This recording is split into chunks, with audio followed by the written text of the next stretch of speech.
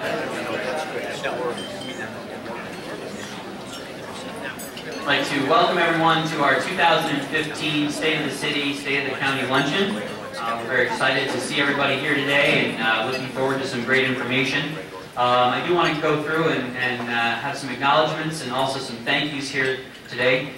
First and foremost, I want to thank our sponsors for the event today. Long-standing sponsor of this luncheon, Tompkins Trust Company, who would not be able to continue to host this without their support. So Tompkins, thank you. Let's give them a round of applause. In addition to that, we have two members in the Chamber who absolutely support the Chamber in a lot of ways and are diamond level members, and we acknowledge them throughout the year, and that is Tompkins Trust and also First Niagara Bank. So we'd like to thank both of them.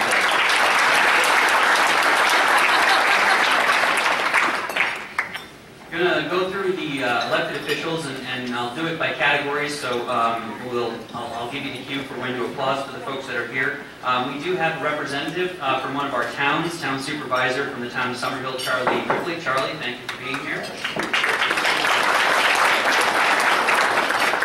From the city of Auburn, we have Councilor John Camargo and also, of course, Mayor Michael Quill.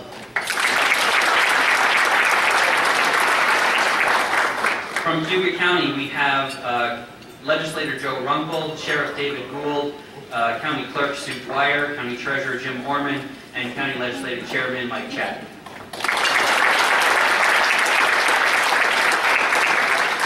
We have a couple representatives from the state here. Of course, they themselves are locked in budget negotiation discussions, but from Gary Finch's office, Pam Kirkwood, and from Senator DeFrancisco's office, Lindsay Benarzik.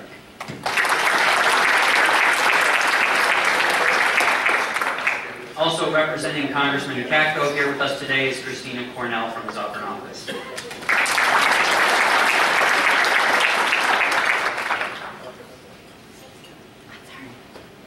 think they're here, but we also have a school board member who's here, Monica Salvage. I think she's made it. I didn't see her yet, but I think she's here. Monica, thank you for being here.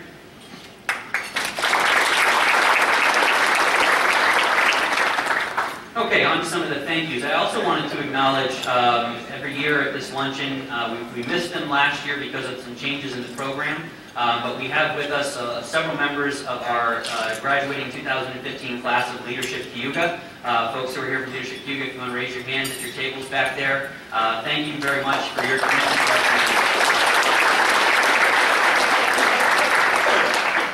I'd like to also acknowledge our board of directors with the chamber that are here, and if I've missed anybody, I'm going to ask you not to throw things at me this time because it's a long distance. So, but Michelle Barber, Patrick Carbonaro, Allison DiMatteo, Tom Filiak, Rob Forsey, Lisa Myers, and Ryan Pine.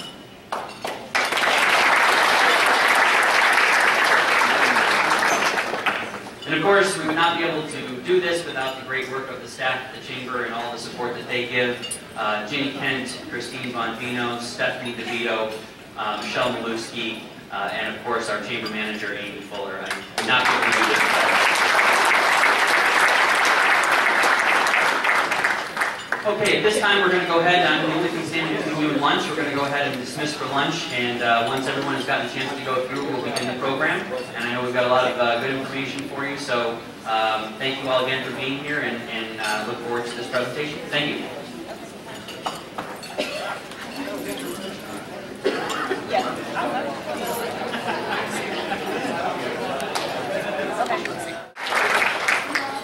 So we're going to go ahead and begin with this afternoon's presentations. As in every year previous, we go alphabetically. So we are going to start with the city of Auburn. And so at this time, I'd like to invite up not only a great leader in our community, but also a friend of mine and someone who's been able to do some outstanding things in his time in office. It's Mayor Michael Quill.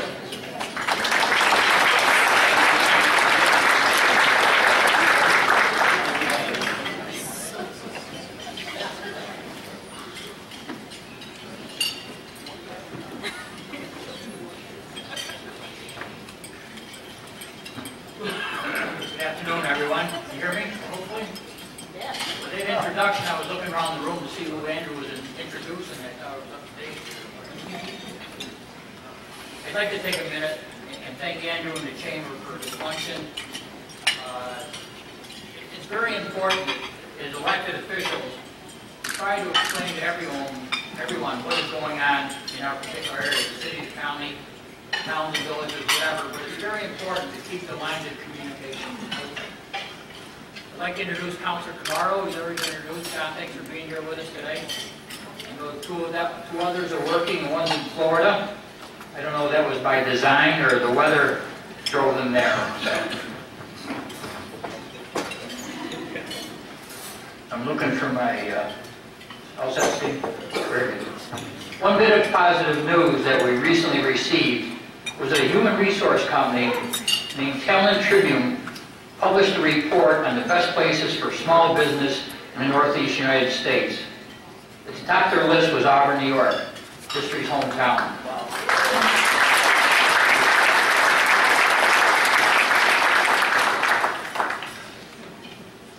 2% of net small business employee growth, adding more than 100 employees to its small businesses. There are small businesses in Cuba County and Auburn are carrying a load. On top of that, a full 70% of the city's businesses employ 20 people or fewer. Personally, I believe there's a few reasons for this, and I'd like to decipher a little bit. The first is that it recognizes that hard work pays off, and I'd like for everyone to recognize the people in this room that work every day on economic development in our city and our county. And I'd like to single out Jenny Haynes and her staff, and also Andrew Fish and his staff. Andrew wears about 5 different hats with CETA, ADA. We have a whole alphabet of committees that Andrew works on. So thank you to both of you and your staff.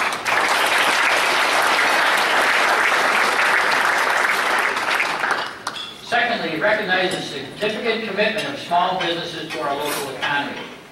It's the investment and sacrifice of the small business owners that contribute to our quality of life. So to all the small business owners in our city, I say thank you. In particular, there is the commitment of one small business that I would like to recognize. For over 100 years, and the commitment of 3 of the family's generation, Jacob's Press here in Auburn, New York, has contributed greatly to the Auburn community. I understand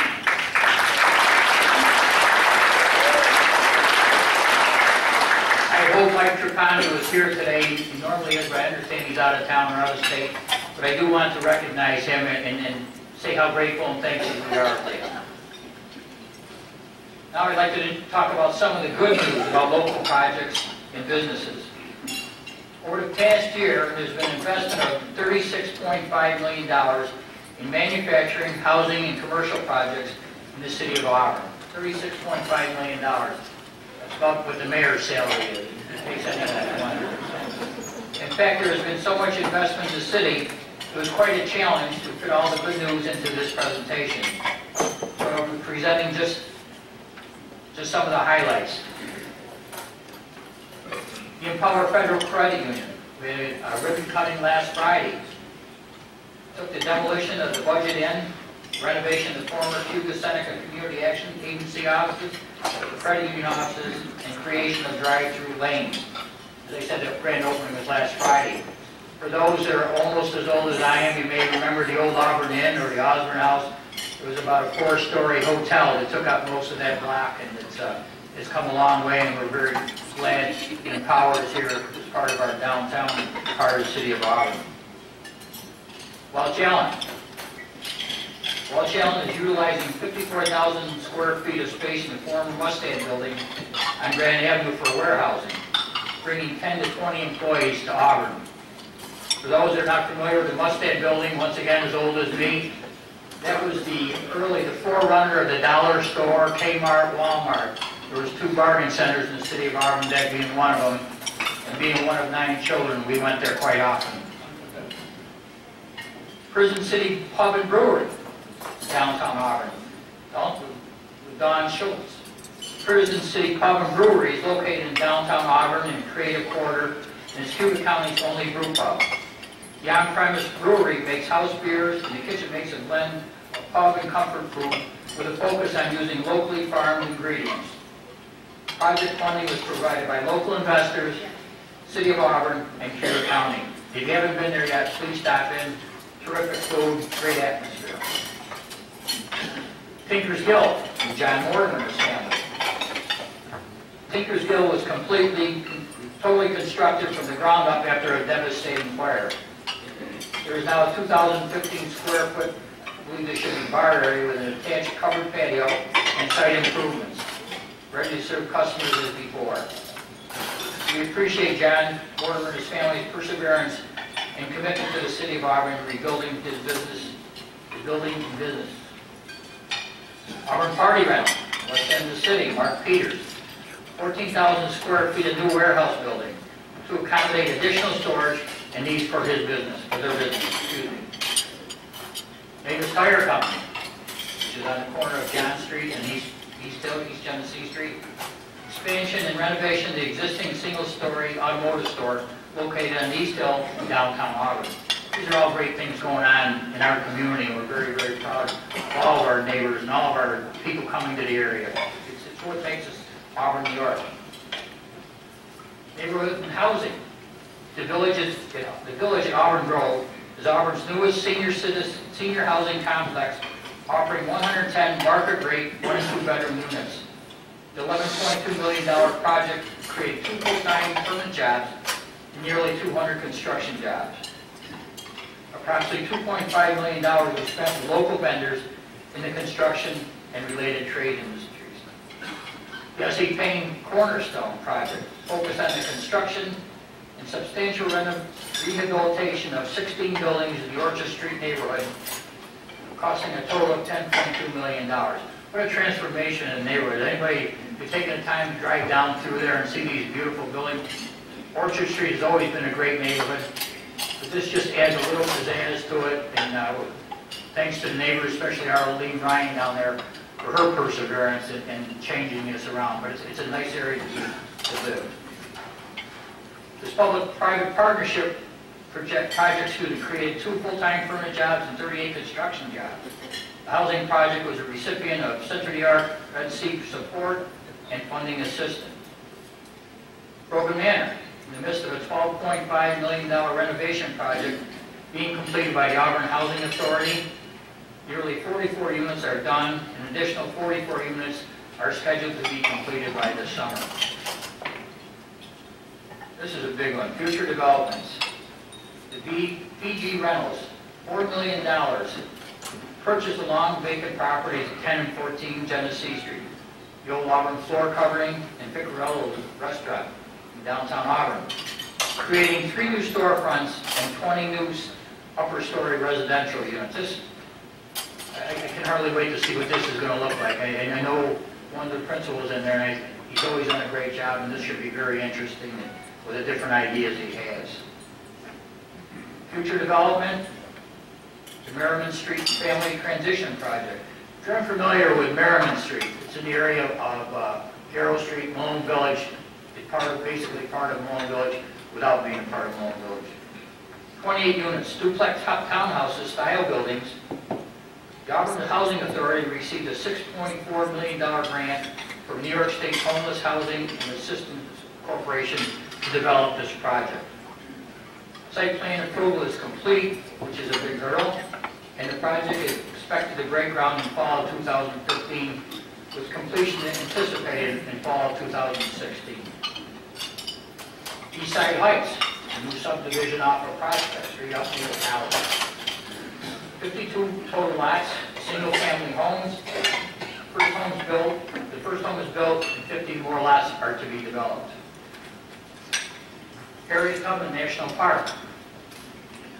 On December 19th of last year, President Barack Obama signed into legislation the 2015 National Defense Authorization Act, authorized the National Park Service to establish and maintain the Harriet Tubman National Historic Park in Auburn. For nearly a decade, the community has worked diligently to memorialize the legacy of Harriet Tubman. One disclaimer we want to throw out there, and we really push this. We have ongoing communication with the National Park Service, but the biggest message I want you to take away today is don't expect to go up South Street this summer and look for a National Park Service guy or whatever to be directing traffic. It's probably going to take 3 years at a minimum before this is completed. It'll be a terrific project. Members of the National Park Service in the near future will be in Auburn for public hearings. We encourage everyone to come and add their 2 cents is what you feel is needed, not needed, and how we should go about it. So we encourage you. I know we'll have that on our website and we'll be advertising the best we can. We just do not have a date at this present time. Quality of life. To me, that's the biggest thing in the city of Auburn, in our county, in our community, quality of life. We need a quality of life to sustain, and we're all trying to encourage the youngsters and our families and our friends to move back to the area. They're starting to come back a little at a time, but it's the quality of life that makes a difference. To support Auburn's high quality of life and to encourage young people to move back to Auburn to start a family, the city must invest in the community. In 2014, the city's investment in Auburn was seen through numerous infrastructure, water and sewer repairs, moving forward sustainability goals, and supporting leisure and recreational amenities. South Street water main. On the heels of completing the Franklin Street water line project, which included the complete replacement of a mile-long 30-inch water main, the existing South Street water main also was replaced in 2014. I've always been told, I don't know if it's true or not, but the 30-inch main that we had was somewhat of an oddity. It was also told that a lot of it was constructed or formed wherever at the old Elko, which is now Bombardier, which is no longer there either. So when we had a leak in that, it could be very disastrous. But thanks to our city employees and working with everyone else associated with it, repairing that, getting up to speed, and having it replaced, it's a big difference for all of us. This $1.5 million improvement project replaced deteriorated, undersized water mains and failing service connections from Lincoln to Clymer Street. And hopefully it'll be repaired very, very soon. So, and I won't even get into potholes because I drive the same roads as everyone else. The state dam rehabilitation, completed just prior to one of the coldest winters on record. The $3.15 million structure rehabilitation of the state dam allowed city staff to continue regulating lake levels with the new 36-foot high vertical lip rollers, vertical lake roller gate, and 5 new floodgates at the auxiliary spillway. The level, in case you didn't know, the level of the lake is regulated, I believe it's by the federal government or the state government, where we have a certain level that we have to maintain, and this will help us to maintain it. We got beat up pretty good last year because the lake level was higher than usual, but we needed to do that for the construction. So, the state dam is one of the most critical infrastructures along the Wasco River. This serves as part of the system of flood control devices for the river outlet valley. Another bit of useless information, but the drop between Owasco Lake and where the outlet leaves the city is actually higher than Niagara Falls. It's just that it's over a larger distance, so you really don't notice the difference. At this point, my kids would say, yeah, Dad, who cares? Keep moving. Our transportation infrastructure. The city is currently in the construction phase for 3 of our 12 New York State DOT-supported highway and bridge projects. These projects are funded with 80% federal aid, 15% New York State aid, and 5% of local funds. As you can see here, the Walnut Street culvert is receiving much-needed improvements and will include road widening for 2-lane traffic, make it easier in and out at Hoops Park for all of our band concerts and everything else during the summer. The city also authorized $2 million in funding for the 2014 local road improvement program. Of the 27 streets including in the program, 7 streets along with sewer and storm drain repairs will be finished this spring. Transportation, the Wasco River Trail. The city has design approval from New York State DOT and Federal Highway to proceed with the detailed design of the Wasco River Trail. These documents for the downtown section of the trail will be completed by end of 2015, and by this time next year, $1.6 million upgrade to the Wasco riverfront areas from Curley's up to the Mill Street Dam will be underway. As you can see, the staff has really been working very, very hard, and Christina Selby, I'll single you out because I know you've taken this on as part of your duties, and we're very proud of you, and we're looking forward to this completion. So maybe next year we can have our 2 years, we can have the state of city and state of county on the river trail somewhere. Everybody bring a picnic basket. The city of Auburn continues to prove that hydropower is still a viable technology for producing energy in New York State. Not just electricity, but green, environmentally friendly energy that is interconnected into the local NYSEG utility grid. This energy is produced in New York and will stay in New York. Following a 3-year effort led by city staff and experts in the hydroelectric industry, the Mill Street Dam hydroelectric facility is now commercially operational and has been producing electricity since September of last year. Open government. Did you know that this year is the 85th anniversary of the City Hall in Auburn being open, Memorial City Hall? Another little known fact, there were 3 Mayor Osborns in our city. A grandfather, a father, and a son. I thought I seen Tim Lattimore here. Tim, did I see it? Tim's the only one close. Tim hit his 2 legs of the 3-legged stool. So. On April 5th, 1930, Mayor Charles Osborn accepted the gift of Memorial City Hall from Emily Osborn Harris and Helen Osborn Starl in memory of their father, David Munson Osborn, who served as mayor from 1879 to 1881.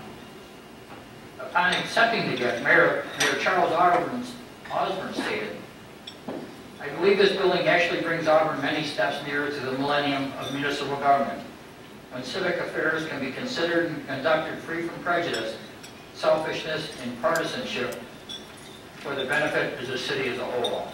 Quite a statement 85 years ago. Today we live in that millennium of municipal government that Mayor Osborn spoke of 85 years ago. I'd like to begin by reporting to you some of the steps we have taken in the past year to serve the business of Memorial City Hall is conducted openly in a manner that encourages public participation. Last summer, the city launched its new website. In addition to the new look of the site, many features were added. Last fall, the Empire Center for Public Policy ranked Auburn's website number 4 of New York's 62 cities for its transparency and usefulness. The first feature of this new website I'd like to point out is the new e-agenda system.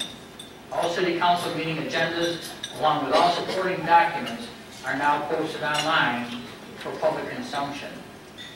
Not too many months or years ago, the council on a Thursday afternoon or Friday afternoon received a packet for the following week, and it contained all the resolutions, all the background memos, and the public was not aware of everything that was going on until it was sprung on a council meeting. Thanks to our city clerk, Chuck Mason, our former city clerk, now Councilor Devin McCormick, for getting this started and moving forward with it. It's been a big help. This not only opens the council's business to the public, but it has streamlined our staff's time, which is helpful, and efforts in preparing meeting agendas and reduced unnecessary printing of multiple pages. Participation in live streaming in government, live streaming and budget. Weekly city council meetings are now live streamed via the website. Residents may tune in using any smartphone, tablet, laptop, or desktop computer. If you go on vacation on a cruise around the world, if you have internet, you can watch our council meeting. I'd watch the reruns. I think it'd be good if I was going around the world cruise. The final feature of the website I'd like to point out is the city budget page. Residents can find all documents associated with the preparation of the annual city budget. The city budget is the most important policy document the council has to approve each year, and the process takes several months. All budget materials are posted at the same time they are presented to the council. So everything that we have in our packets, you have access to. You're able to ask questions, send us emails, come in person, but you have all of it. I want to congratulate my good friend Mike Chapman on his decision to become fully retired. Mike and I share a somewhat similar background. Mike was a police officer in Syracuse, myself being a firefighter. I'd like to tease and say if he was a little smarter, he could have taken the firefighter's test, but I won't say it, so Mike has worked with many chairmen of the county legislature in my years as mayor. Mike and I hit it off from the very start. Very professional, easy to get along with, very knowledgeable. He's only all the way, he's always there. And I don't know of anyone in the area who's worked harder on consolidation or improving city-county relations than Mike Chapman.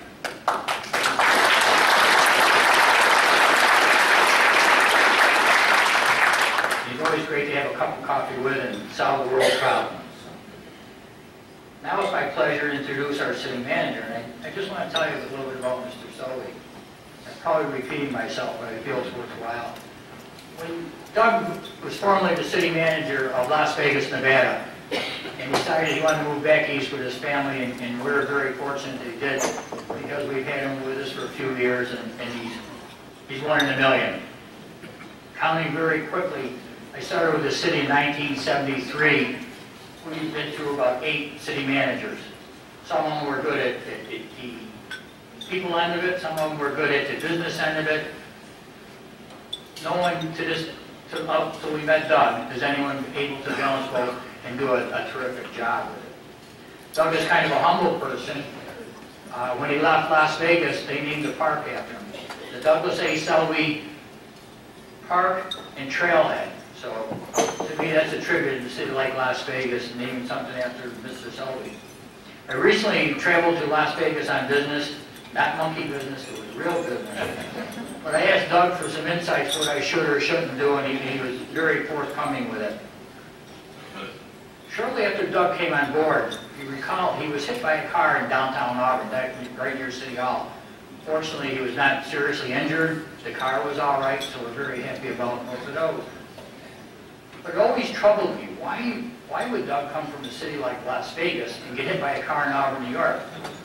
Until I was in Las Vegas, and I noticed that over the Strip and many other highways, they have pedestrian bridges.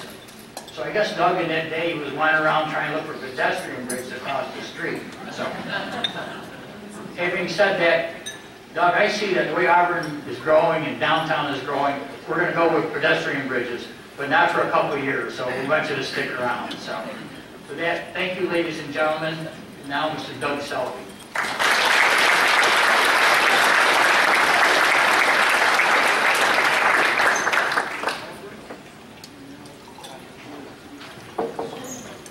Thank you, Mayor Quill. They say, a city manager has to be tough and flexible. That helps when you get hit by a car.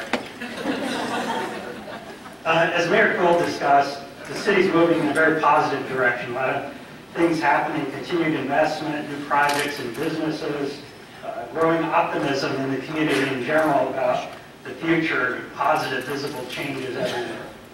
I want to share an update on what we're doing in the city and what we've done in city government to continue to support a prosperous Auburn, and even as we struggle with our own challenges, our own financial challenges at the city level. It's important really to understand the context in which city governments, local governments in general, operate in the state of New York. We are supposed to have a lot of discretion in how we operate, yet we're faced with a lot of mandates from the state. We're really, in a lot of respects, subservient to the state, even though we're supposed to be a home rule community. We're required to participate in programs we may not find useful or economical. We're required to enforce laws we may not feel are applicable to our community. We're constrained in how we raise revenues. We're given mandates without any funding. And to top it all off, we get labeled by some state-level representatives who not, and I will say our local representatives to say understand our issues, but we get labeled as the enemy of the taxpayer, that we're responsible for the high taxes throughout the state of New York. And the state mandates really continue. This past year, the state passed new legislation requiring local governments to pay the state an administrative fee, notification fee of up to $4,000 if we're going to abate a building with asbestos. We're going to do a demolition. So here we have a state with a multi-billion-dollar surplus, and they're passing laws not only for new mandates, but also to charge local governments for their own costs. So it's a very difficult situation, and it creates a lot of demands on local government to work within that environment. At the same time we face these pressures and challenges, our employees are working hard to meet citizen expectations for services. The citizen expectations have not decreased, and in fact, I think in a lot of respects they have risen as people have looked to their local government for more and more support. We're being asked to address difficult social problems, problems that are complex like drugs and domestic violence. And some of that's reflected in what's happening in our police department. We've had call for services increase 20% in the last year. So last year's calls for services were 36,502. A large number and a great demand on our public safety personnel. The pressure we're under to continue services or even expand services is not going away. But we've also got this pressure not to raise taxes, and it's forcing us to consider, and it's really pushing us down, forcing us to consider how we provide services, what we provide in terms of services, and by what means we're really implementing them. The topic, when you talk about services and revenues, that gets most attention, and deservedly so, is property taxes. It's a critical revenue source for us at the city, or the county, or the school. And contrary to popular belief and opinion, some at the state level, again, not our local representatives, most local governments have really done a good job at controlling costs, even before the implementation of the tax cap in 2012. For example, in Auburn, the property tax rate, this is the dollars per $1,000 of assessed value, is actually 3.7% lower than it was 5 years ago. The trend to reduce expenditures and therefore control the tax levy and property taxes in general is clearly evident in the trend over the last 5 years. The city's assessment of tax levy has grown only about 1.2% a year. Pretty modest considering the cost of a lot of things increasing during that period of time far exceeded that. The pension costs, the cost of health insurance for our employees, the cost of goods and materials that we use to maintain our infrastructure and provide services. So clearly, even before there was a state tax cap, local government got it, and our local elected officials understood that this is not a situation that they need to be told to try to control taxes, but at the same time, we're trying to provide services. Tax levies in Auburn have increased at only, as I mentioned, 1.2% over the past 5 years on average. And this is just an example of the balancing that we have to do almost every day. Now, the other thing that we look at is, why would people want to stay in Auburn if our taxes are too high? So we've surveyed cities between 17,000 and 37,000 in upstate New York. Comptroller put this together for me. And what we found was we're at the bottom of the list. Maybe hard to see from where you're at, but we're number 4 from the bottom.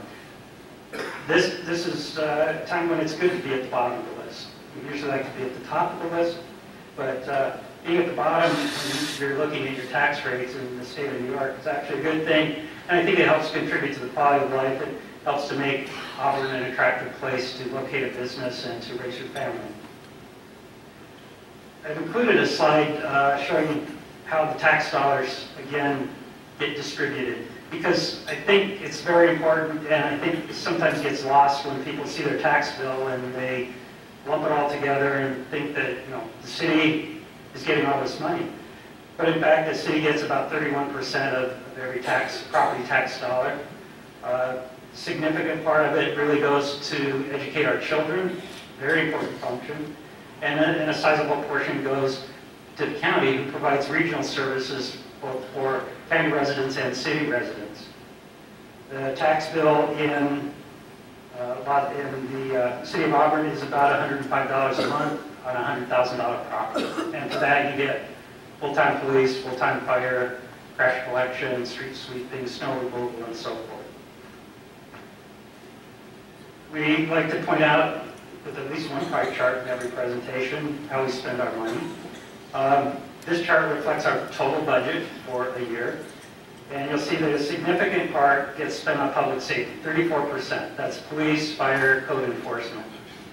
The next biggest chunk is on our utilities, our water, our sewer, our power generation systems, and our landfill operation. That's about 33%. And I should add that that isn't supported by property taxes. That part of the pie is actually supported by user fees and charges. And then we have general government, the next biggest piece, which is everything else. It's our public works departments, maintenance of streets, street lights, traffic signals, parks, buildings, planning functions, engineering, and just general administration. While our financial challenges are really no secret, in fact, we talked about in today's paper again, we are making significant progress in reaching a sustainable situation for our future. A number of actions taken over the past several years have moved the city's financial situation to a much more positive outlook, but we have a lot of work that remains, and we're still in a very sensitive situation should things change from where we think they're going now. Some of the noteworthy items from this past year are new union contracts. We've been able to successfully negotiate contracts with our major employee unions, and it wasn't easy, but they came to the table, we came to the table and worked diligently, and our new contracts are going to help us over the long term. We purchased the cogeneration system that had been costing the city a lot of money. By purchasing that, we're out from under a contract that was really causing us to lose money without any benefit to the city. So now that's in our hands, and we're working diligently to maximize the revenue generation from that project. Our comptroller, and this is thanks to having an excellent comptroller, was able to change our health insurance policy in the way it's reviewed by the state, such that we, in the first year, will save $275,000 in administrative fees that we were having to pay before without any change in our insurance plan. We're buying new equipment, thanks to the City Council for supporting the purchase of new equipment. And by no means are we finished with that program. We still have a lot of old equipment, but what that does is it actually reduces our fuel costs, it reduces our maintenance costs, and it increases our worker productivity because they've got good equipment that they can get in and they can go to work without having to worry about it breaking down. We invested a lot in technology. The e-agenda is one example, but through using technology, we're able to free up our staff to do other things, to do more customer interactions, to do more sophisticated things than to move paper around and process forms. We're also allowing more and more opportunity for the public to interact with the city without having to come to City Hall. So being able to make applications for permits and things of that sort. We've also conducted some audits. One noteworthy one was just an audit of our phone systems and our internet uses. Over many years, the city has shrunk from what it used to be, and when we did this audit, we found about $40,000 in savings by just eliminating phone lines that were no longer functional. In one case, we had 3 phone lines to a vacant lot where the building had been demolished many years before. Many of these actions were taken because they were pretty obvious. We looked at them and we said, this makes sense, let's do it. But we really didn't have a long-range plan until this end of this past year when the City Council adopted a 5-year financial plan. We did that after our comptroller, Laura Wills, developed a model. It was a detailed spreadsheet model. It had like about 600 lines detailing all the line item expenditures of the various city general fund departments every year for the next 5 years. And of course, we had to forecast the future using our judgment on that. So we presented various models to the City Council. They selected one to be the base model for our financial planning activity going forward. That plan was adopted last year and now serves as a tool and a process for us to guide our finances. It's important to think of a financial plan really as a living document that changes every time we have a change where the City Council takes a particular action, where our revenue projections change, our expenditure patterns change. So it's a dynamic document. And I'm fond of General Dwight Eisenhower saying about planning. He says, we're going into battle. He's found that plans are really not of much use, but planning is essential. So it's the verb, it's the action, the process of doing that financial plan and continuing the planning activity that is most important for us. Some characteristics of the 5-year plan. It places a cap on new general fund debt of $2 million a year. We recognize that we could spend 3 times that just to try to catch up on some of our infrastructure, but we really can't afford to issue more debt, because every time we issue debt, we obviously have to start making payments on that, which takes away from our operating revenues to provide services. So we put that cap on. It's going to be a challenge, I believe, for us, but we need to have the discipline to operate with those kinds of constraints. We also have established a policy for fund balance. In local government, your fund balance really is what the state looks at to see if you're financially healthy. It's what credit rating agencies look at when they issue debt or rate you for debt. Our policy requires that we maintain a fund balance between 10 and 17%.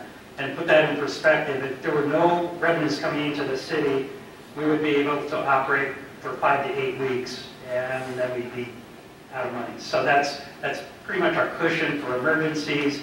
It's our reserve for unplanned situations. The plan is also conservative in revenue growth.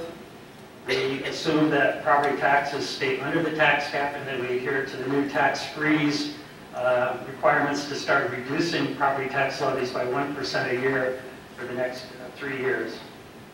It also assumes that sales tax revenue will increase at a very modest 1% a year. This is an example of something, since we wrote the plan, we might want to revisit, because it's amazing to me, but our sales tax revenues this year to date are 12% above where they were last year.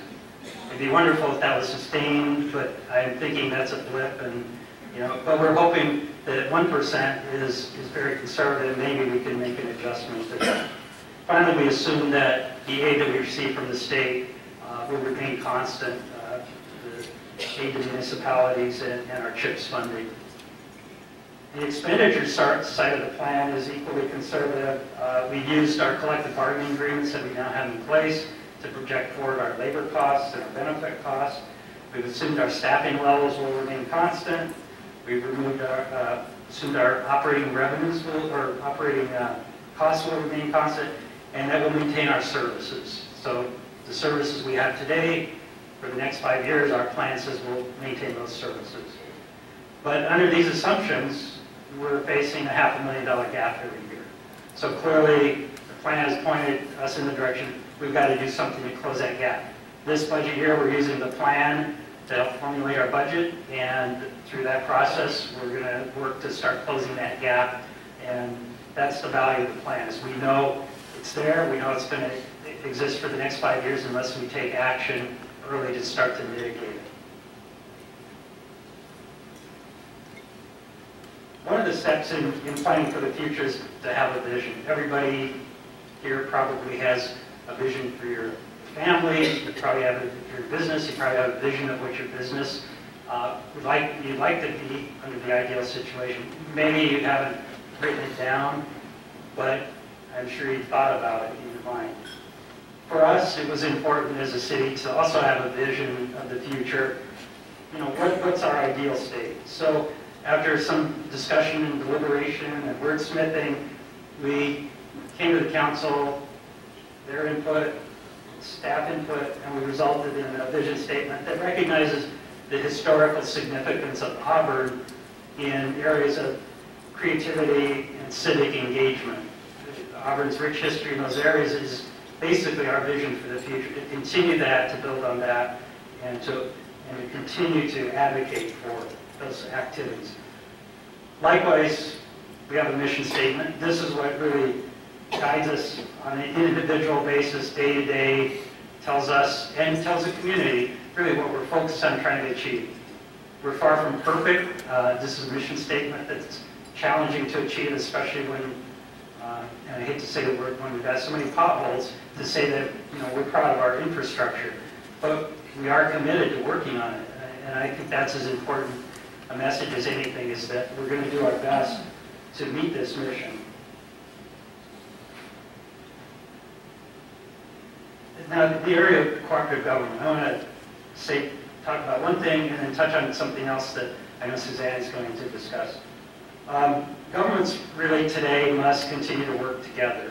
We've had some really good discussions and interaction with our friends at the county that are growing into projects and initiatives and efforts that I think will be a benefit in the future. But I think also citizens are expecting it.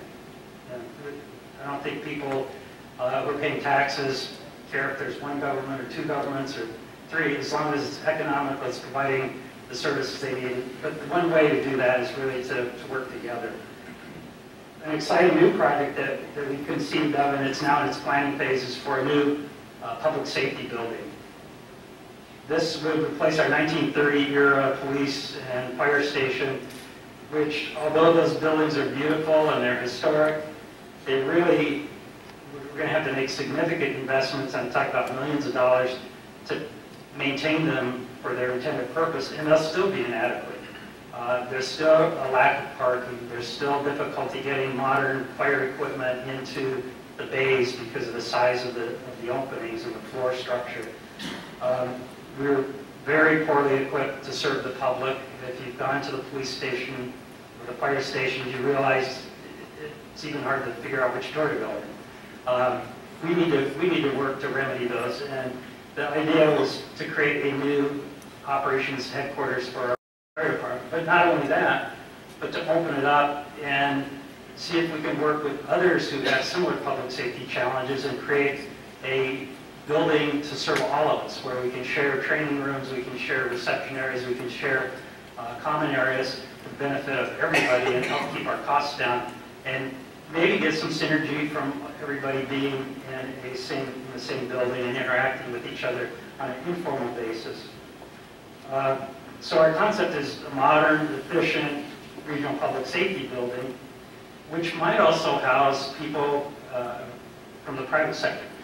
The concept is that we put a request for proposals out. That we have an architect working with us now to prepare that.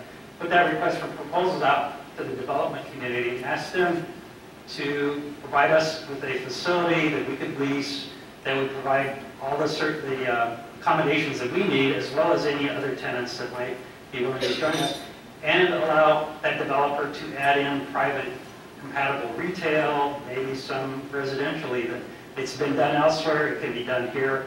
We believe it will speed the project and will provide us with a very economical opportunity to get a project like this going. The other effort that we're working closely with the county on is working on our fleet. And we both have public works garages, we both have fleets to do the same kind of things. And I'm going to not say much about that because Suzanne will discuss that with you. I'd like to wrap up with a word about our employees. We have great, dedicated employees. Mayor Quill's mentioned how good our employees are. I know the snow wasn't everybody's favorite, but our folks worked very hard around the clock to try to keep the streets clear. And that's just an example of their diligent work and their dedication to support the city and the citizens. But I'd like to know, so you all, we lost one of our employees this past week, very suddenly. Andy Fusco served as Assistant Corporation Counsel for the city. His passing leaves a large void for all who knew him, and especially for us at the city, where his hard work, his professionalism, his love for the city, and his quick wit helped make all of our jobs more pleasant. So we dearly miss him.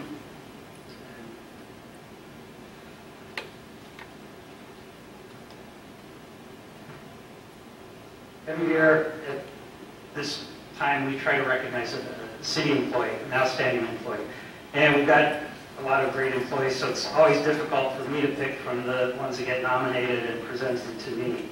I think all the city employees, however, would agree with the choice this year. And it's not just because without this woman, none of us would get paid. It's because the way she handles herself and how she provides her services to all of us at the city. She does it with honesty, integrity, quality, and teamwork, which are characteristics that we've adopted as our value, our core values of the city. Vicki Quimby is a 20-some-year employee at the city. She's a one-person HR department. She's really, her title is senior payroll clerk, but she does so much more. She serves over 300 employees in 5 different bargaining units with 3 different health insurance plans, 2 different retirement plans with 6 different tiers, timesheets with shift differentials and holiday pay and incentive pay and sick pay that differs from contract to contract, and it just goes on and on. To say nothing of the fact when we do negotiate a new contract, there are wholesale changes to as many as 50 or 60 payroll documents that she has to process as well.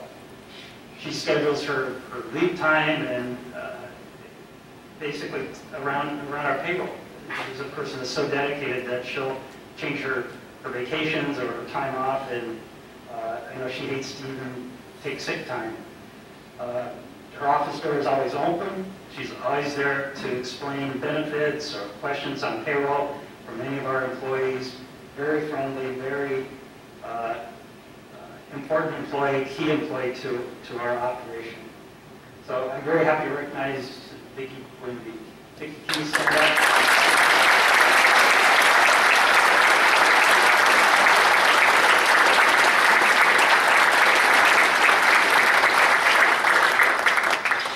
And I'd just like to thank the folks who made the mayor and I look good. Christina Selvig, Steve Selvig, Jenny Haynes, Chuck Mason, Lori Welter. Thank you for the slides and helping us get this act together. Thank you.